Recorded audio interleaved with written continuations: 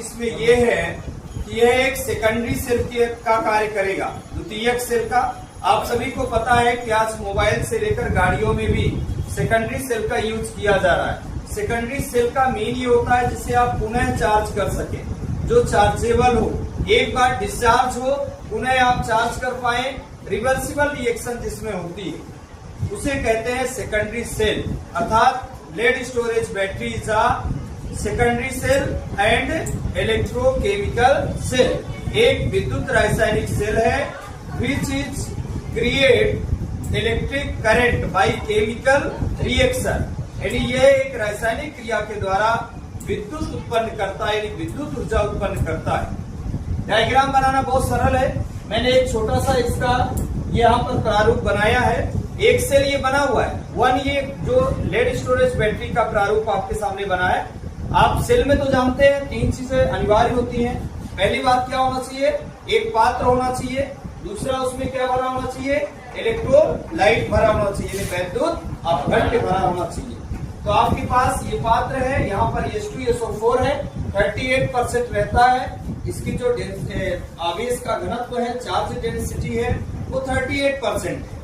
तो यहाँ पर वैद्युत अपघट्य का कार्य कौन करेगा, H2SO4। याद होता जाए आपको, ये बात ध्यान रखना है, बोलते बोलते याद हो जाए बातें। इसके बाद इलेक्ट्रोड की आवश्यकता है बच्चों। सेल बनाना है तो 3 आपको पार्ट्स कंपलसरी है।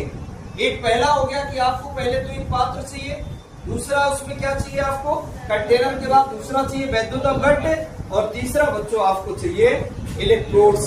2 इलेक्ट्रोड होते हैं, आपको पता है। सेल में रिडॉक्स रिएक्शन होती है, रिडॉक्स मतलब oxidation and reduction, oxidation and reduction process होती है। तो बच्चों यहाँ पीवी का जो आपके पास इलेक्ट्रोड है ये एनोड का कार्य करेगा, और जो PbO2 का है ये किसका कार्य करेगा, कैथोड का। पहले 3 बातें कंफर्म किया आपने।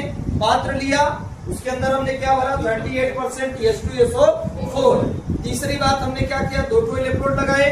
पहला इलेक्ट्रोड किसका है, जिसमें Pb भरा हुआ है अंदर, दूसरा किसका बना है, PbO2 यानी लिथार्ज भरा हुआ है। ये बात आपको ध्यान रखना है। सेल आपका बनके कंप्लीट हो चुका है।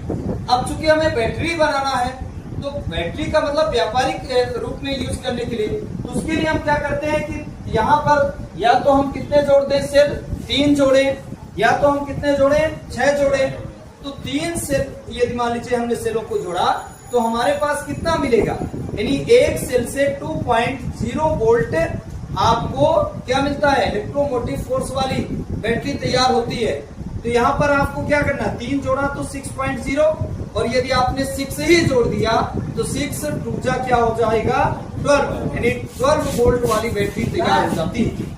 और 12 वोल्ट वाली जो बैटरी तैयार होगी, तो ये आपको थोड़ा सा ध्यान रखना है कि यहाँ जो हमने बनाया, तो ये एक एनोड एक कैथोड, एक एनोड एक कैथोड, एक 1 एनोड और 1 कैथोड।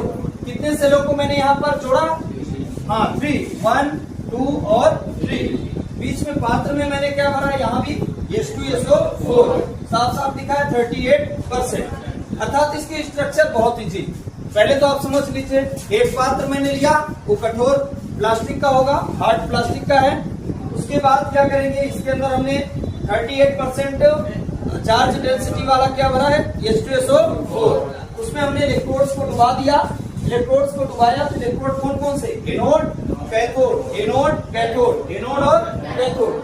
आप यहाँ जो है तो मालूम है आपको कि ये किसका इलेक्ट्रोड है, पीवी का, ये किसका है, PbO2 का।